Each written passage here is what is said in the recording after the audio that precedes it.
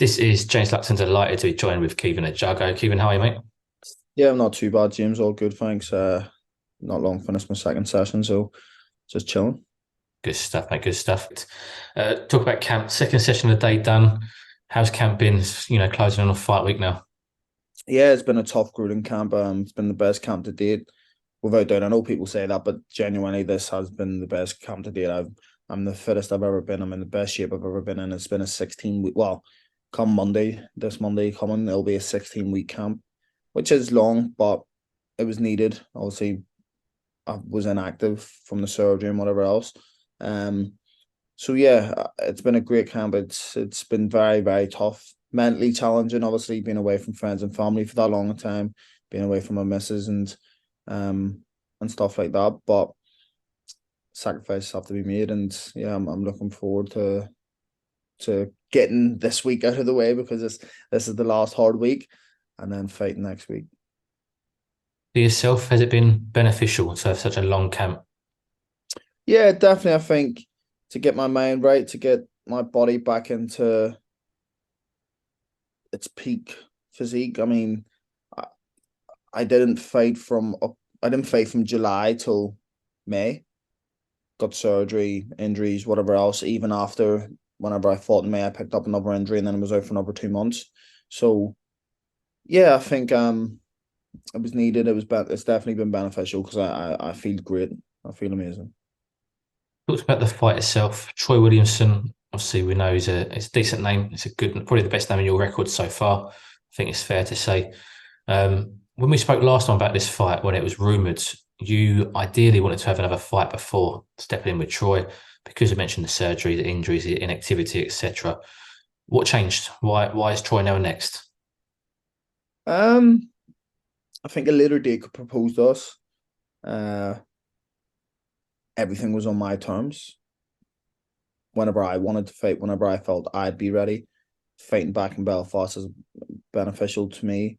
So yeah, I mean, I wasn't gonna wait around for a date. Will this happen? Will that happen? And this date come around, and Troy was proposed, and I said yes straight away. 25th of November was never ever talked about. Whenever certain people were saying that it was, whenever they're saying I turned Troy down and stuff like that, and it was never talked about. So, obviously this is only a week after, but uh, as soon as my manager rung me, says, "Listen, December 2nd, Troy Williamson, do you want it?" I said, "Yeah." Straight away. There was no maybe what about this? It was just a straight yes. So um yeah, listen, the fight's happening. I knew the fight would have always happened, and yeah, I can't wait for it. Troy seems to always be involved in a great fight of the year contenders, etc. He is, exciting to watch as a fighter and for the fans. What can we expect on Fight Night of yourself? Is it just going to be a fight that will take off and fireworks to be expected? um I think so. I think it's a tough fight for me. It's a tough fight for him. Our styles gel together. He's got a fan friendly style. I've got a fan friendly style. But this fight's as hard as I make it, James. I can go out and box Troy's head in for 12 rounds. I can go out and put the pressure on him and make him feel the whole 32 years of age and that the last 5, 6 fights have been tough for him. Make him feel that, or I can make it a close fight and stand and brawl. Um, so we'll see on the night, but yeah, I'd say it's gonna be there's gonna be fireworks, no doubt. He's a big enough puncher. I'm a big puncher, and like I said, our styles will gel well together. In terms of the fight, I mentioned he's probably the biggest name in your record. And people do know him and his name because of the fights he has been in and the opponents he's faced as well. For yourself, what does this do for your career in terms of elevating you to that next level? Yeah, it's I would say he is the biggest name of my career and um or biggest name on my record. But yeah, listen, it puts me up there. It just solidifies things for me and what people who trust in me and believe in me already know that I am what I say I am. And um, people talk about Troy's been there. He's been in. Who's he actually been in with? He's beat Cheeseman. That's the only good name on his record that he's beat. Not the only good name, sorry, because I don't want to be disrespectful, but the only proven name on his record. he had a close fight. He had a draw with Jack Flatley, which he could have lost. Thought he lost the Mason Cartwright fight when he got dropped.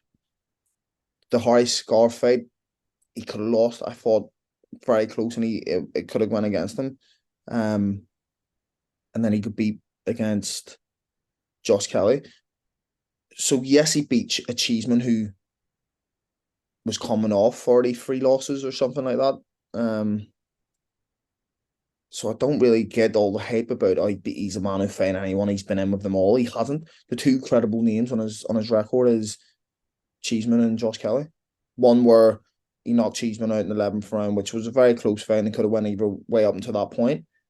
And then two where he got absolutely outclassed by Josh Kelly. So yeah, listen, no doubt, and that's, I don't disrespect any fighters. No doubt, Troy is going to be the best name in my record up to this date because he's been British champion. He beat Cheeseman for the British title, but he has been in very close fights, and hard fights with fighters that have had losses and haven't been proven.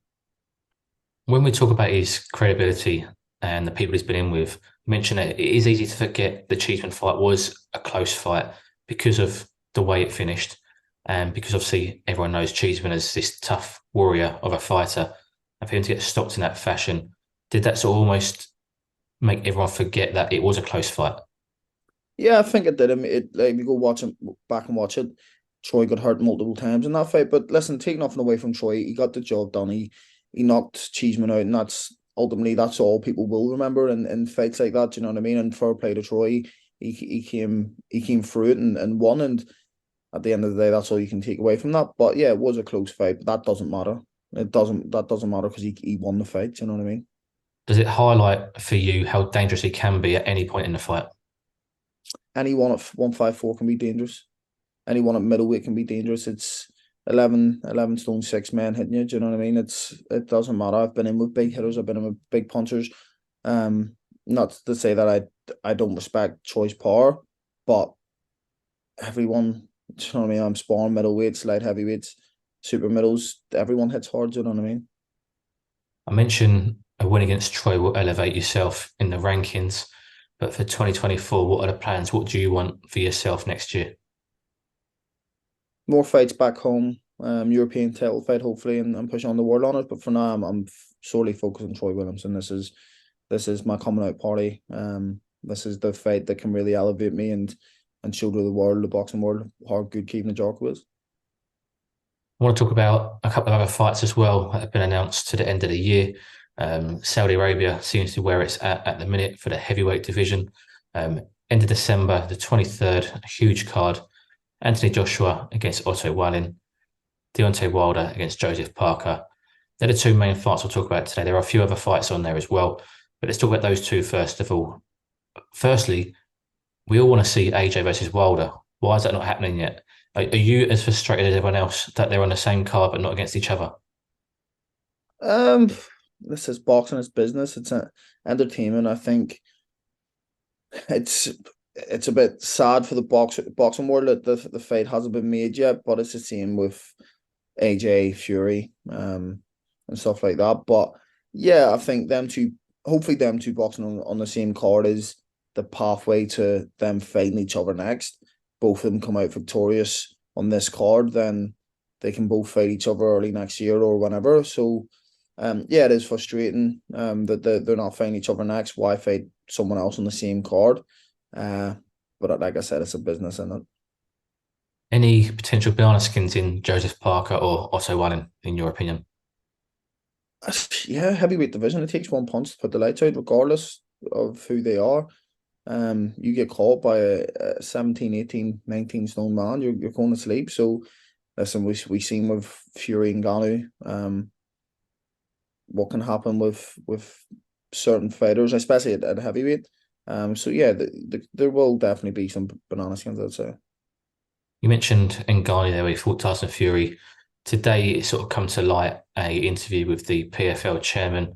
He's saying Ngannou's next fight will be in MMA, potentially mixed rules against Deontay Wilder. He's the front runner to be the opponent. you mentioned already, it's a business. We know why he potentially step into the cage to fight him.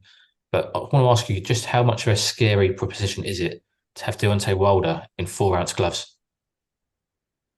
Yeah, obviously it's very, very scary. But I would say that it's scary, yes, to see him in 4 ounce gloves, but to see him in a cage, I don't know if it's as scary as seeing Ngannou in a cage. Like, do you know what I mean? You're going up against one of the baddest men on the planet that does mixed martial arts. Do you know what I mean? That you've seen what he drops Fury, and you've seen how like he can take a punch. Do you know what I mean? But yeah, listen, it would be nice to see Wilder in a cage in 4 inch gloves and see how his obviously he's got power, so see if he could do some damage in Ngannou, but Ngannou's a scary man, so I'm not too sure that fight ends well for him. There's a lot of these crossovers headed into the other sports. Just last question, Kevin. You mentioned you do a bit of MMA training. Could we ever see you in a cage? Yeah, definitely. I said that I think when my boxing career is done, I'll go into MMA for a couple fights. Fantastic. Well, we look forward to it. But obviously, it's still a long journey yet in boxing ring. I mentioned there, hopefully, European title next and on to well done at the end of next year. Kevin, thank you very much for your time as always. Perfect. Thank you, James. Appreciate it.